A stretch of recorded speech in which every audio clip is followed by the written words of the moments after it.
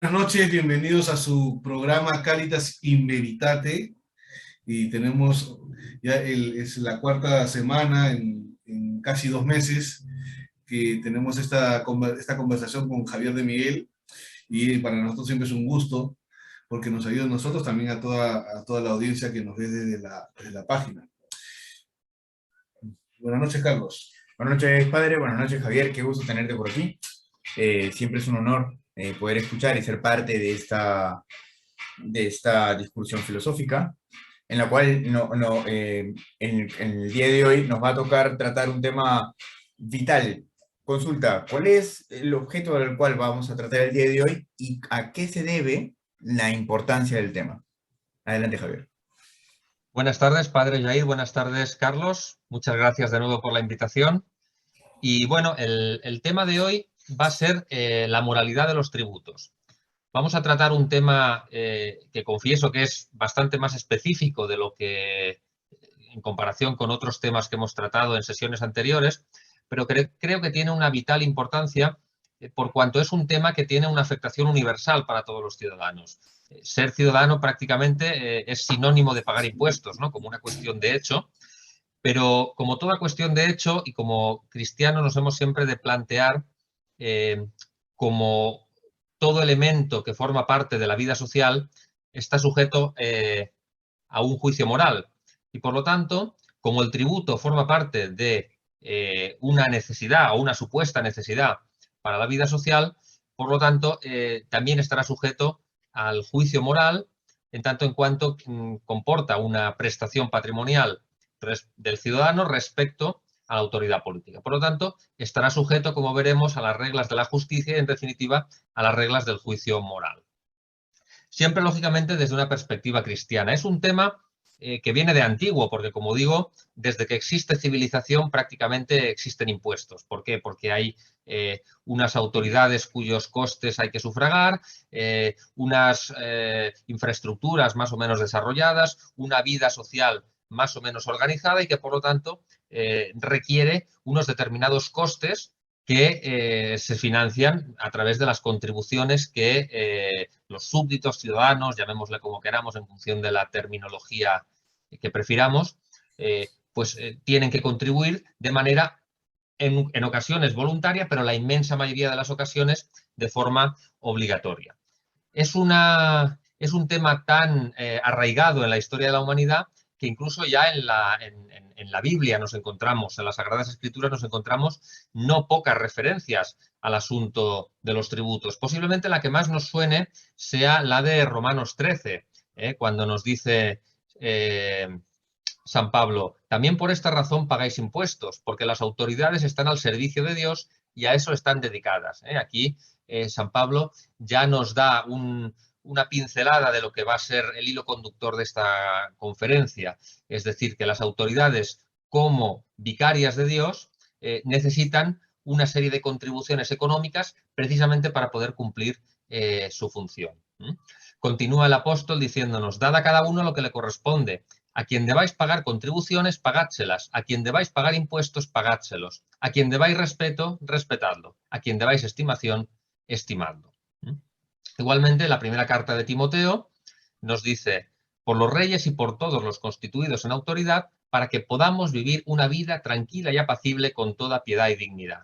Es decir, aquí hay una clara referencia a la necesidad de la contribución del súbdito al reino, en primer y principal lugar, para garantizar que la autoridad pueda cumplir con su función. La primera función, la básica, la elemental y la que es el fundamento de todo lo demás, es esa tranquilidad, esa apacibilidad, ese orden, esa seguridad, y al mismo tiempo que pueda desarrollarse la vida individual y la vida social en unas condiciones de mínima organización, es decir, que haya unas infraestructuras, que haya posibilidad de comercio, que haya posibilidad de vivir, en definitiva, en una relativa paz, que como define Santo Tomás es la tranquilidad del orden.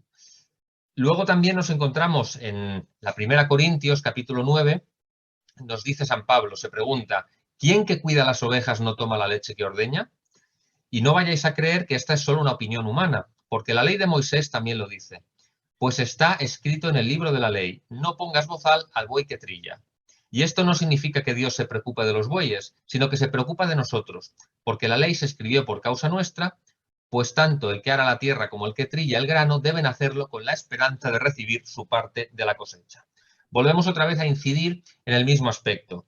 Quien cuida las ovejas, evidentemente, aquí es el gobernante y, por lo tanto, tiene un derecho a tomar de la leche que ordeña. Es decir, aquí es una metáfora conforme a la cual el gobernante, para el cumplimiento de su misión, necesita tomar algo de lo que la comunidad produce, precisamente para que redunde en beneficio de la comunidad.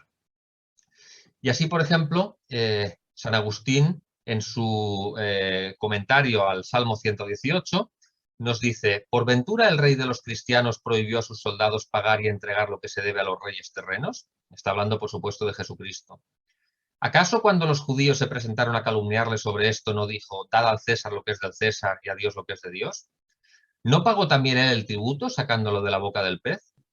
¿Por ventura su precursor a los soldados que preguntaban qué debían hacer para conseguir la salud eterna les dijo: desligaos del compromiso, arrojad las armas, abandonad a vuestro rey para que podáis poneros a las órdenes de Dios? No, antes bien les dijo: a nadie maltratéis, a ninguno calumniéis, os baste con vuestra paga. Y aquí viene también un elemento que será fundamental comprender para ir desarrollando todo lo que viene después. Se trata de que el tributo también es un signo de sumisión a la autoridad constituida. Por eso nos dice San Agustín, a los soldados no se les dice: desligaos del compromiso, arrojad las armas, abandonad a vuestro rey para poneros a las órdenes de Dios. No, es que poniéndose a las órdenes del rey, se está poniendo a las órdenes de Dios. Luego no es necesario, al contrario, es complementario que la sumisión al rey sea una manifestación de la sumisión a Dios. Porque, como hemos dicho antes, el rey es vicario de Dios y, por lo tanto, cuando ejerce su misión con justicia y con rectitud y conforme a la ley divina, está siendo realmente vicario de Dios y, por lo tanto, se le debe obediencia. Y uno de esos signos de la obediencia precisamente es el tributo, por las razones comentadas anteriormente. Dicho esto y hecha esta pequeña introducción, vamos a ir un poco más desarrollando el argumento. Ya hemos visto que la Escritura nos introduce una idea muy clara acerca de que hay una licitud del tributo. Es decir, no podemos decir, como ciertas corrientes liberales, que el tributo de por sí es un robo, ¿no?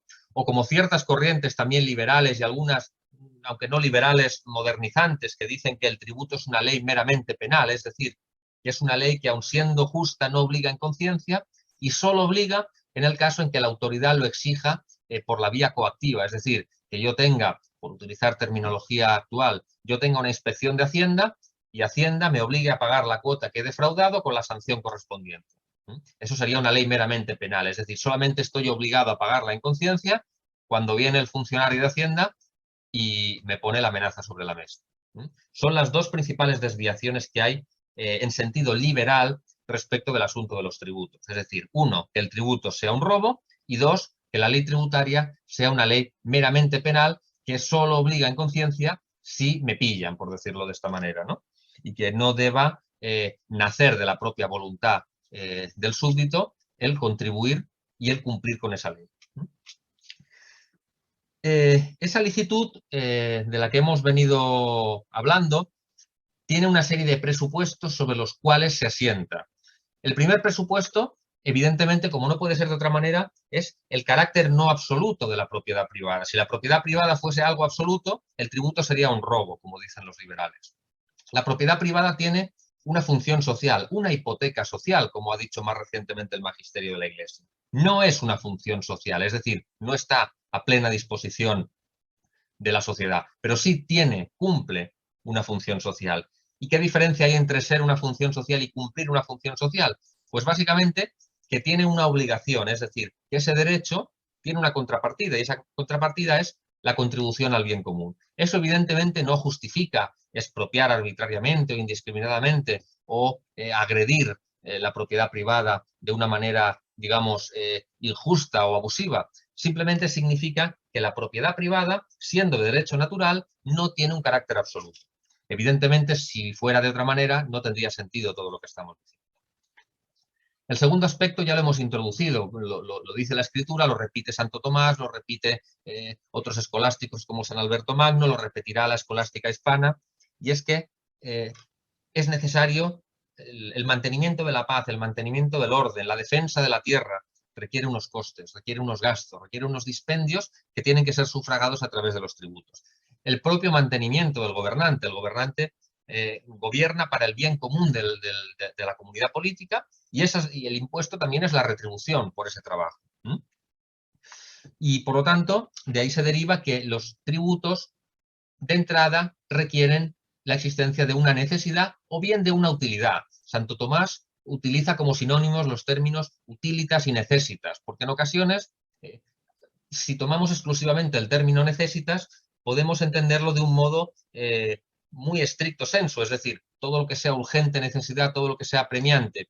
Y no es solamente así, también se habla de la utilitas. La utilitas es todo aquello que sea útil, que redunde en la utilidad de la comunidad política, porque genera pues, una vida más próspera, porque genera una vida que permite el desarrollo de los principios inscritos en la naturaleza humana, es decir, permite formar una familia, permite educar a la prole, permite el acceso al culto, etcétera, etcétera. Por ejemplo, Santo Tomás en la Suma Teológica tiene una parte que dedica al tema del diezmo, y ahora introduciríamos un tema también importante. El diezmo es un tributo, pero un tributo que no se pagaba a la autoridad civil, sino que se pagaba a la autoridad eclesiástica para el sostenimiento del culto y también para el socorro de los pobres. Lo cual implica que aquí realmente el diezmo también era una contribución obligatoria, luego hay una cierta también obligatoriedad, no solo para retribuir la labor del poder civil, sino también para retribuir la labor del poder eclesiástico en lo que corresponde a su jurisdicción, que es el bien de las almas. ¿Cuál es el tercer punto que sustenta la licitud del tributo? El tercer punto es la existencia de la llamada justicia distributiva, que es una especie dentro de la justicia particular que esencialmente se refiere al reparto de bienes, honores, dignidades entre la sociedad, pero también al reparto de cargas, es decir, se reparten derechos, pero también se reparten obligaciones. De ahí surge que a mayor dignidad, mayores honores, pero también pueden redundarse mayores cargas. Y eso nos introduce al asunto de la desigual distribución de la carga tributaria, es decir, no necesariamente, es un aspecto muy introducido a raíz de la Ilustración y de la Revolución Francesa, la estricta igualdad ante la ley. No, la igualdad ante la ley requiere precisamente tratar de modo desigual lo que es desigual. ¿Desigual en qué sentido? ¿Cuál es el parámetro de medida de lo desigual? La diferente dignidad. Por ejemplo, Ptolomeo de Luca, en la continuación que realiza la obra de Santo Tomás, de Regimine Principum o de Regno, como se quiera decir, habla precisamente de esto, de que el pater familias, el padre de familia, tiene de algún modo una dignidad superior por cuanto contribuye con la formación de esa familia y con la educación de su prole al bien de la sociedad y, por lo tanto, de algún modo tiene derecho a un trato fiscal más privilegiado que aquel que es soltero, por ejemplo. Y lo mismo ocurre con el clero. El clero también cumple esa función para el bien común de otro modo y, por lo tanto, también pues requiere de algún privilegio fiscal, como es la exención tributaria de la que ha gozado durante muchos años, ¿no? Por lo tanto, una vez llegada a la conclusión de que el tributo tiene una presunción de licitud, tenemos que ver cuáles son las condiciones de esa licitud, porque evidentemente, como toda ley, pues no tiene un carácter vinculante para la conciencia en modo absoluto, sino solo en modo condicionado, es decir, en la medida en que cumpla con unas determinadas condiciones. Y esas condiciones las pone Santo Tomás, las pone San Alberto, las pone toda la escolástica medieval, también la escolástica barroca, y las extraen del pensamiento aristotélico sobre las causas del movimiento, es decir, las causas, todo lo contingente tiene 4 causas. La ley es contingente, ergo la ley tiene 4 causas. Y la ley tributaria es una parte de la ley, ergo la ley tributaria tiene 4 causas. ¿Cuáles son estas 4 causas? Primera y principal, la que Santo Tomás denomina la causa cause, es decir, la causa de las causas, es la causa final. La causa final de la ley tributaria es el bien común. ¿De acuerdo? Eso significa que todo tributo recaudado tiene que tener como finalidad contribuir al bien común.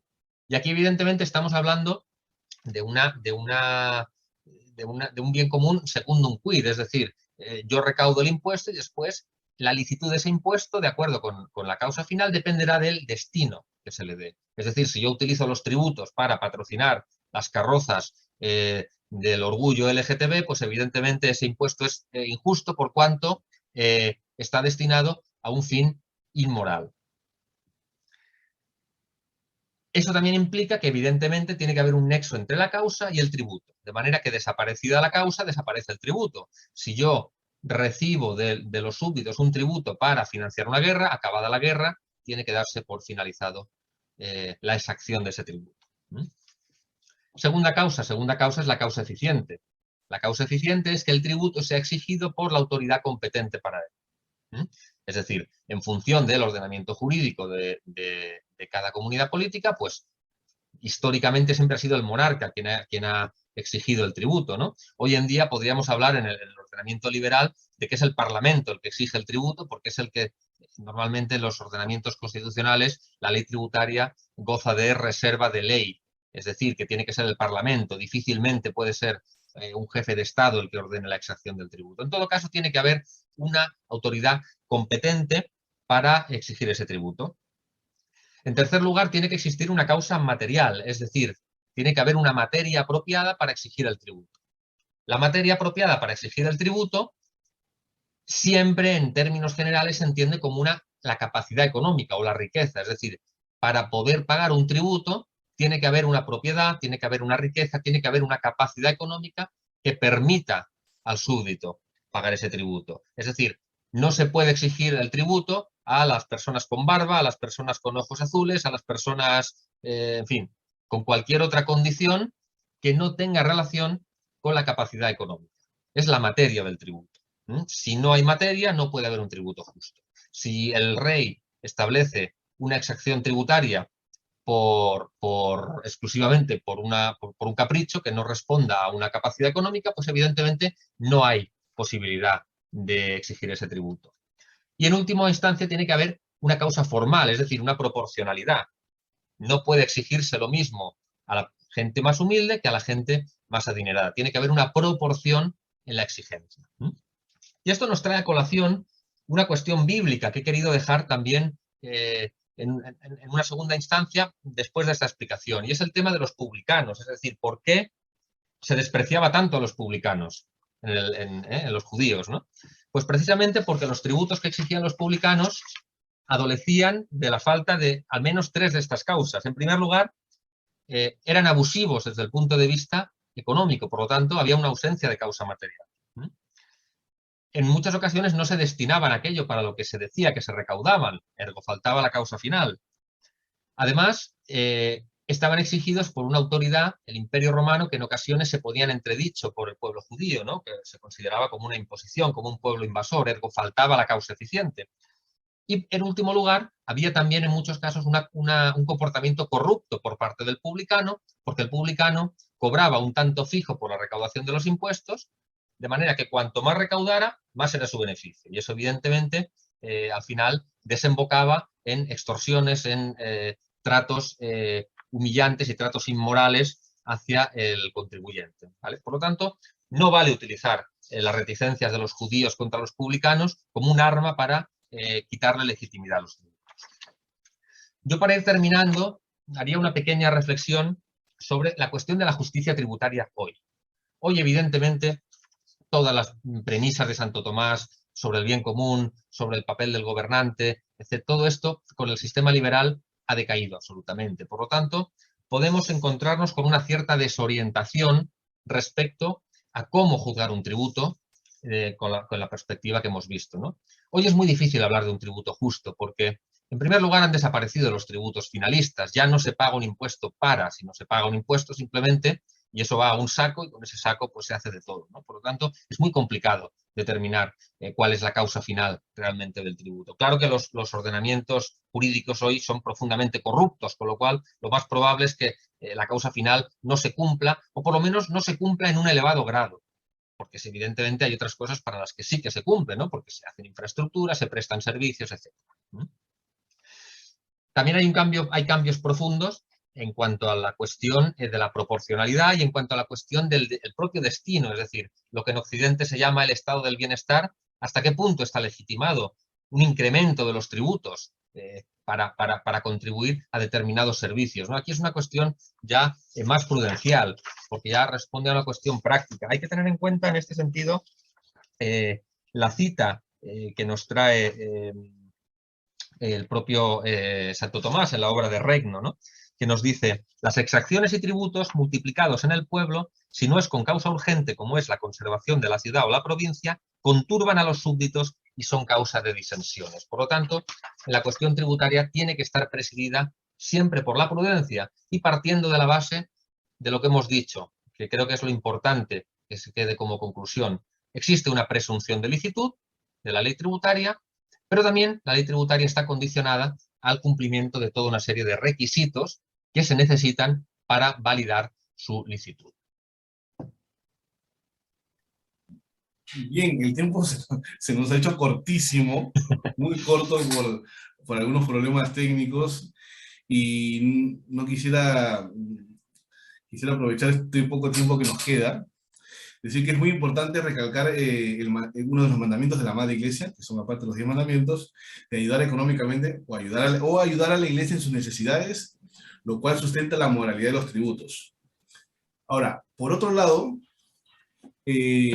me encantaría también recalcar, en el Estado peruano existe un convenio entre Estado Vaticano y Estado peruano, por lo cual, como iglesia, nosotros, la iglesia está exenta de algunos tributos. Esto lo quería recalcar porque a veces tanto protestantes como ateos, o los llamados enemigos de la iglesia, dicen que es poco moral porque debería ser también para todas las iglesias, o la iglesia no debería tener esos privilegios.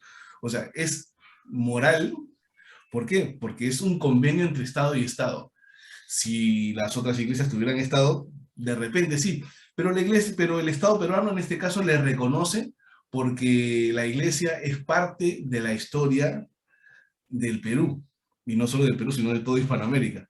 Por eso es que en este caso nosotros en el Perú tenemos ese privilegio en cuestión de tributos y en cuestión de no pagar impuestos en su mayoría, ¿no? Quería recalcar eso porque encaja perfecto con el tema que has dicho, con el tema que en este poco tiempo que nos ha dado, que nos has expuesto, porque es moral lo que nosotros vivimos como nación aquí en el Perú y sobre todo dentro de la iglesia. Carlos. Bueno, y debería ser así, porque bueno, el sustento de tal digamos, facilidad que se le da a la iglesia es por un tema de tributo, de que la humanidad debe reconocer que la iglesia es la única que nos puede llevar a ese bien común que no puede abarcar el Estado, que es la salvación, llevar a las almas al cielo. Y es en razón de ello que la iglesia debe tener sus privilegios. Pero la iglesia, porque es la única religión verdadera, las demás no tienen esa proyección hacia el bien común. Por lo tanto, así venga un convenio para quitarle esos privilegios, ¿no? Que la Iglesia Católica tiene a otras ideologías y religiones entre comillas y demás, pues que el católico siempre tendrá que decir que no, rotundamente que no. Y actualmente en nuestro gobierno nos quiere quitar esos privilegios porque ya no figura la iglesia como, por ejemplo, en pagar el agua, ya no sé, poco el tiempo, sino ahora nos quieren ver como situación comercial. Bueno, imagínate, como si fuera un negocio. Pero bueno, este tema de la moralidad de los tributos nos ha venido muy bien en el contexto que estamos viviendo. Javier, ¿alguna última recomendación para los católicos y toda la gente que nos está escuchando respecto al tema? Bueno, yo insistiría en el asunto del discernimiento, es decir, como he dicho y como sabemos, pues en el día de hoy los ordenamientos jurídicos están tan lejos de la justicia, están tan lejos de los fines que la naturaleza les impone, tal y como lo reconocieron pues desde el aristotelismo, pasando ya por toda la escolástica, etcétera, en definitiva el pensamiento cristiano, incluso hasta el magisterio de la Iglesia, ya en el siglo XIX y en el siglo XX, que han reconocido esa licitud de los tributos, pero evidentemente hay una cuestión prudencial y una cuestión que es muy evidente para todos y que el poder político está fundamentalmente corrompido. Lo cual deja herida, aunque no muerta, esa obligación en conciencia que hay del pago de los tributos. Eso nos deja abierta la puerta a lo que se entiende como fraude fiscal. Evidentemente, hay una parte sobre el destino que se da a los tributos que es inmoral, ya lo hemos dicho. Por lo tanto, la mayoría de moralistas contemporáneos, es decir, que han hecho sus juicios morales en el contexto socioeconómico y jurídico contemporáneo, han traído un poco a colación esta conclusión. Es decir, podría ser lícito un cierto fraude fiscal en la medida de las circunstancias personales de cada uno. Es decir, no es lo mismo la persona que tiene problemas para llegar a final de mes que el que tiene un capital más acaudalado. Pero es que también es una cuestión, insisto, de destino y, por lo tanto, si los impuestos se destinan en una determinada parte, que luego a la práctica es muy difícil de determinar con exactitud, pero sabemos que hay una parte importante que se destina a fines inmorales, pues no hay obligación de contribuir. Como han desaparecido los impuestos finalistas, no podemos no contribuir del impuesto X y contribuir del impuesto Y, sino que al final es un porcentaje, una proporción. Y eso es lo que el cristiano debe discernir de modo prudente y siempre muy apegado al magisterio y no apegado a las ideologías, ni liberal, ni socialista, etcétera, ¿no? Porque esas ideologías desvirtúan el recto pensamiento y nos llevan por vericuetos que a menudo nos conducen al error moral y por lo tanto ponen en peligro la salvación de nuestra alma. Bien, muchas gracias Javier y Miguel, ha sido un gusto, ya se nos ha acabado el tiempo. Hacemos una pequeña oración. Gloria al Padre, al Hijo y al Espíritu Santo. Como era en el principio, ahora y siempre, por los siglos de los siglos. Amén. En nombre del Padre, del Hijo y del Espíritu Santo. Amén. Muchas gracias, Muchas gracias, Javier. Gracias, Padre. Gracias, Carlos. Un placer, como siempre. Un abrazo. Un abrazo. Nos vemos. Gracias. Adiós. Adiós.